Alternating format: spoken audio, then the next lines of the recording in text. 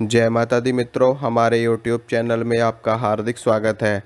मैंने कुछ दिन पहले एक वीडियो डाली थी जिसमें मैंने ये बताया था कि किस प्रकार से आपकी शक्तियाँ बंध जाती हैं, किस प्रकार से आपके देवी देवता बंध जाते हैं। तो आज मैं आपको बताऊंगा कि आप किस प्रकार से अपने बंधे हुए देवी देवताओं को खोल सकते हो और खुद खोल सकते हो। इसके लिए आपको किसी विशेष व्यक्ति के पास जाने की आवश्यकता भी नहीं है।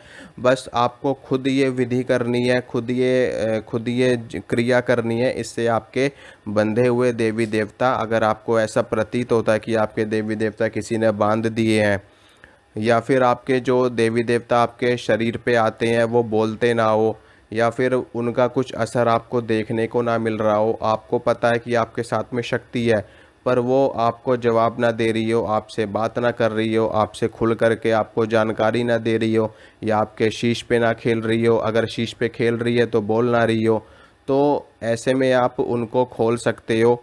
क्योंकि ऐसा बंधन के कारण होता है। और एक दूसरा कारण ये भी होता है कि आपकी साधना का, आपकी ऊर्जा का कम होना।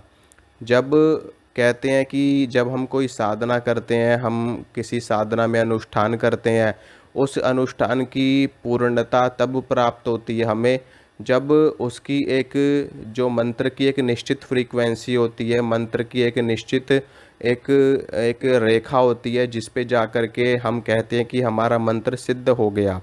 अगर उस रेखा तक, उस फ्रीक्वेंसी तक आप जप नहीं करते तो भी आपको मंत्र का फल नहीं मिलता। इसी प्रकार से किसी देवी या किसी देवता की शक्ति जब उस लेवल तक, उस स्तर तक नहीं पहुंच पाती जिस स्तर पर वो देवी देवता आपके सामने प्रत्यक्ष हो जाएं, या वो आपसे बात करने लगें, या वो आपको हर तरह की जानकारी देने लगे, तब भी आपको पूरी जानकारी नहीं प्राप्त होती।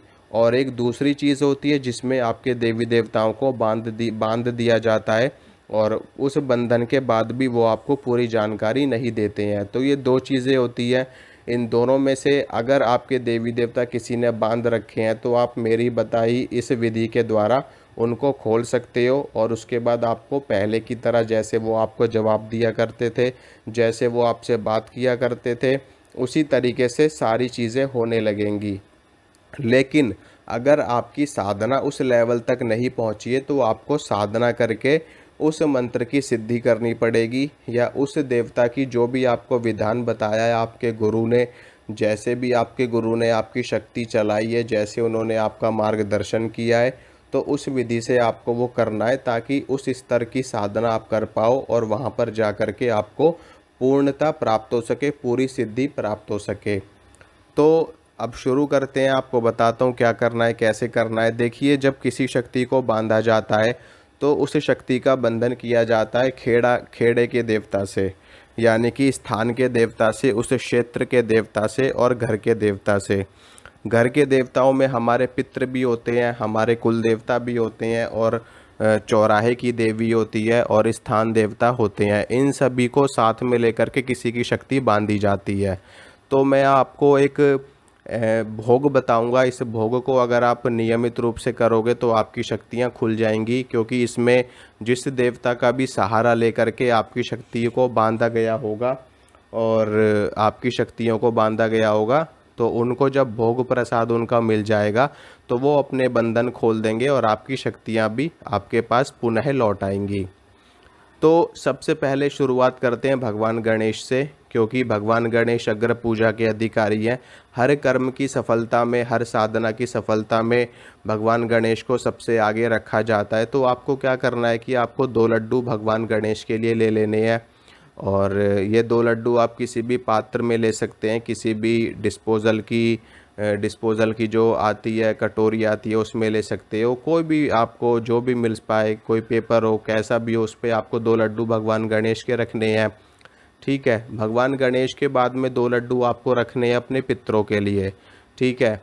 क्योंकि पितृ भी हमारे घर के होते हैं, अगर ये भी अड़ जाते हैं तो भी कोई भी शक्ति हमारी बांध नहीं सकता। और अगर इनको उस व्यक्ति ने मोह के अपने वश में कर लिया है तो भी आपकी शक्तियां बंध जाती हैं। घर के पितर भी बंधे होते तब भी शक्तियां नहीं खुलती। तो घर के पितरों के आपको 2 लड्डू रखने हैं, और 2 बूंदी के लड्डू रखने हैं आपको अपने कुल देवता के नाम से। कुल देवताओं या कुल देवियों, उनके नाम से 2 लड्डू आपको रखने हैं। उसके बाद आपको 2 लड्डू रखने हैं चौराहे की देवी के नाम से, यानी कि जो माता शीतला है उनके नाम से।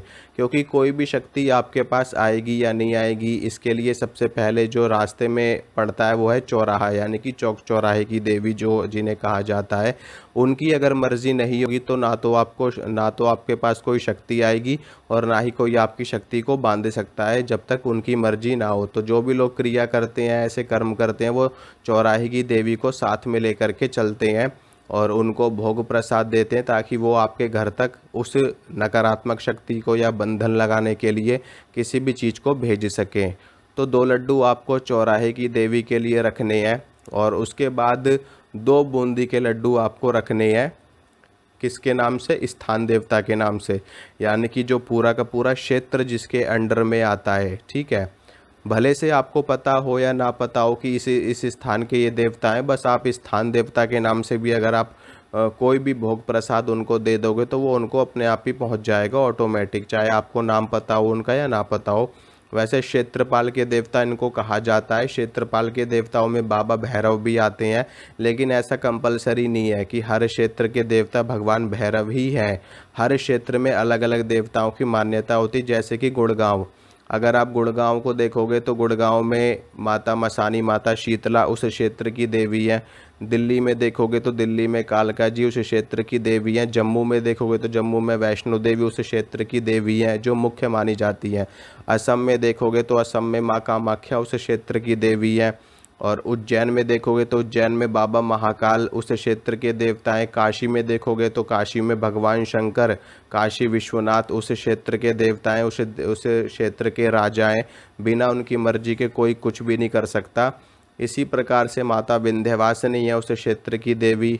इसी प्रकार से मथुरा में देखोगे तो भगवान श्री कृष्ण है। तो हर क्षेत्र के अलग अलग देवी देवता होते हैं, जिसकी वजह से जिनको भोग बिना दिए कोई भी कर्म नहीं चलाया जाता। मैं ये तंत्र की बात कर रहा हूँ, भक्ति मार्ग में ये सब चीज़ें नहीं देखी जाती। भक्ति मार्ग एक बिल्कुल अलग और बिल्कुल ही अलग मार्ग है, और तंत्र का मार्ग बिल्कुल अलग मार्ग है। ठीक है, तो तंत्र में जैसे लोग चलाते हैं, ओझा का भगत लोग जैसे चलाते हैं, तांत्रिक लोग जैसे चलाते हैं, ठीक है, शमशानी क्रिया करने वाले सेवड़े जैसे चलाते हैं, जो भी चीज़ें हैं वो सारी मैं आपको बता ही देता हूँ। कोई बात मैं छुपाता नहीं हूँ किसी से भी।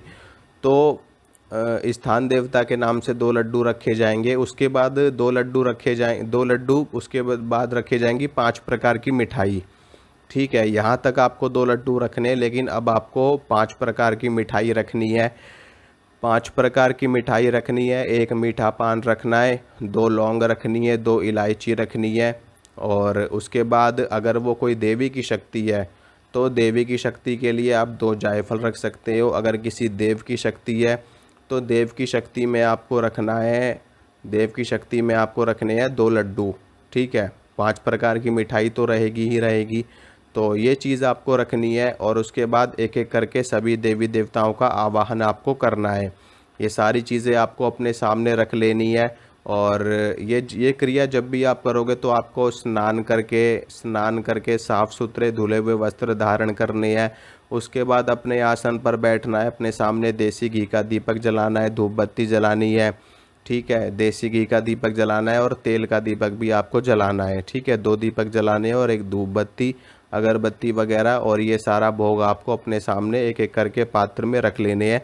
और ये जो क्रिया आपको करनी है किसी भी शुभ दिन आपको करनी है। ठीक है, कोई भी अच्छा दिन हो, कोई भी महाशिवरात्रि हो, शिवरात्रि हो, और चतुर्दशी हो, शुक्ल पक्ष की अष्टमी हो, नवमी हो, योगिनी एकादशी हो, होली हो, दिवाली हो, ग्रहण का समय हो, कोई भी अच्छा अक्षय तृतीया हो, हनुमान जयंती हो, और भैरवाष्टमी हो, कोई भी अच्छा पर्व हो, अच्छा त्यौहार हो, अच्छी तिथि हो, अच्छा नक्षत्र हो, गुरु पुष्य योग हो, रवि पुष्य योग हो, और सोमवती अमावस्या हो, शनि अमावस्या हो, तो ऐसे दिनों में आपको ये प्रयोग करना है।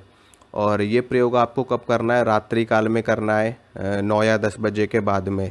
ठीक है, 9-10 बजे के बाद में आपको ये क्रिया करनी है, और एकांत में करनी है। बिल्कुल भी आपके आसपास कोई नहीं होना चाहिए, किसी को बताना भी नहीं है जब आप ये क्रिया करोगे कि हम क्या कर रहे हैं क्या नहीं कर रहे।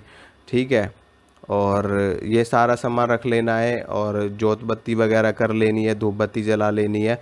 फिर उसके बाद में एक एक करके सबका आवाहन आपको करना है। सबसे पहले गणेश जी को बुलाना है और उनका भोग उनको अर्पित करना है।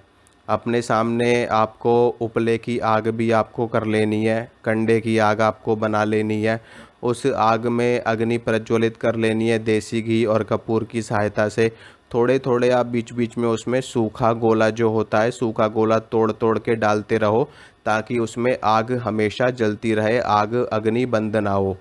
अब उसके बाद गणेश जी का आवाहन करना है। गणेश जी का नाम लेकर के थोड़ा सा लड्डू तोड़ करके उस अग्नि में आपको डालना है। ठीक है, उस अग्नि में आपको डालना है थोड़ा सा लड्डू तोड़ करके, गणेश जी का आवाहन करके। ये भोग आपका गणेश जी को चला जाएगा। उसके बाद पितरों को बुलाना है, पितरों को बुला करके उनको भोग दे देना, ये उनको चला जाएगा। फिर उसके बाद जो आपके कुल देवता हैं उनको बुलाना है, उनको भोग देना है, उनको भोग चला जाएगा। ऐसे ही थोड़ा थोड़ा लड्डू तोड़ तोड़ के। और उसके बाद फिर चौराहे वाली देवी को बुलाना है, उनको भोग देना है, उनको ये भोग चला जाएगा। फिर उसके बाद स्थान देवता को बुलाना है, उनको भोग देना है, उनको भोग चला जाएगा। फिर उसके बाद जो मेन भोग है, जो आपके इष्ट देव का रखा है या फिर जिस मेन देवता ने आपकी शक्ति बांधी है, आपको ये भी बोलना या जो शक्ति आपकी बंधी पड़ी है उनके नाम से। ठीक है, अगर माता काली हैं तो माता काली, हनुमान जी हैं तो हनुमान जी, भोलेनाथ है तो भोलेनाथ। जो शक्ति आपकी बंधी पड़ी है उस शक्ति के नाम का वो भोग है जो मिठाई वाला मैंने आपको बताया है। उस भोग को लेना है, उस भोग को अपने ऊपर से 7 बार आपको घुमाना है। उसमें मैंने जो बताया था, मिठाई, मीठा पान, लौंग, इलायची, लड्डू, कोई देवी की शक्ति है तो उसमें मिठाई चल जाएगी। फिर लड्डू रखने की आपको आवश्यकता नहीं है, जायफल आपको रखने हैं। उसको भोग को अपने ऊपर से 7 बार घुमा करके थोड़ा थोड़ा सा उसमें आपको डाल देना है। मिठाई थोड़ी सी तोड़ करके उसमें अग्नि में डाल देनी है और जायफल दोनों अग्नि में डाल देने हैं आपको। और थोड़ा सा मीठा पान डाल देना है और लौंग इलायची उसमें डाल देना है। और बाकी की जो मिठाई वगैरह बचेगी वो उसके बाद में उसको उन सभी को आप प्रसाद के रूप में सभी लोग ग्रहण कर सकते हो या वो आप उस प्रसाद को बांट सकते हो। तो जो शक्ति बंधी पड़ी है वो मिठाई आपको अपने ऊपर से 7 बार घुमानी है और उसके बाद उसमें भोग में दे देना है। और हाथ जोड़ करके प्रार्थना करनी है आपको सभी देवी देवताओं से प्रार्थना करनी है कि हमारी जो भी शक्ति बंधी पड़ी है, जो भी हमारे देवता बंधे हुए हैं, आप उनको खोलिए और उनको स्वतंत्र करिए। चाहे वो किसी भी तांत्रिक ने बांधी हो, जाने सो खाने भगत ने, किसी ने भी बांधी हो, और उसे वो शक्ति स्वतंत्र हो सके और हमारी जैसे वो शक्ति सहायता करती थी उसी प्रकार से हमारी पुनः सहायता कर सके। इस तरीके से आपको आवाहन करके प्रार्थना करके वो सारी चीज़ उसमें कर देनी है। इसके बाद में फिर आपकी शक्ति खुल जाएगी। फिर इसके बाद में आपको एक अनुष्ठान भी करना है अपने देवता का, क्योंकि जब कोई व्यक्ति आपकी शक्ति को बांधता है तो उनकी शक्ति को भी वो क्षीण कर देता है। ठीक है, तो आपको जब ये क्रिया कर लोगे तो इससे क्या होगा, आपकी शक्ति खुल जाएगी। शक्ति खुल जाएगी तो उसके बाद उस शक्ति की ऊर्जा बढ़ाने के लिए, उनको शक्ति देने के लिए आपको अनुष्ठान करना है। 11 दिनों का या 21 दिनों का अनुष्ठान आपको करना है। वो अनुष्ठान मैं आपको बाद में बता दूंगा। और या तो फिर अनुष्ठान मैंने पहले भी कई वीडियोस में बता रखे हैं कैसे करना होता है, और साधनाएं भी बता रखी है मैंने सारी कैसे करनी है। और अगर आपको अनुष्ठान चाहिए तो आप फिर मुझे कमेंट करना, फिर मैं एक और वीडियो बना दूंगा इसके ऊपर। तो इतनी जानकारी आपके लिए शक्ति खोलने के लिए है, इतने में आपकी शक्ति खुल जाएगी। शक्ति की ऊर्जा फिर से बढ़ानी आपको पड़ेगी, तो उसके लिए आप अनुष्ठान करना 11 दिनों का या 21 दिनों का। तब आपकी शक्ति बिल्कुल पहले की तरह अच्छे से काम करेगी और सब कुछ आपको पहले की तरह महसूस होगा और सही हो जाएगा। तो ये थी थोड़ी सी जानकारी। अगर आपको अच्छी लगी है तो आप वीडियो को लाइक कीजिए, शेयर कीजिए और चैनल को सब्सक्राइब कीजिए ताकि मैं जो भी वीडियो डालूँ उसकी नोटिफिकेशन आपको मिल सके। जय माता दी।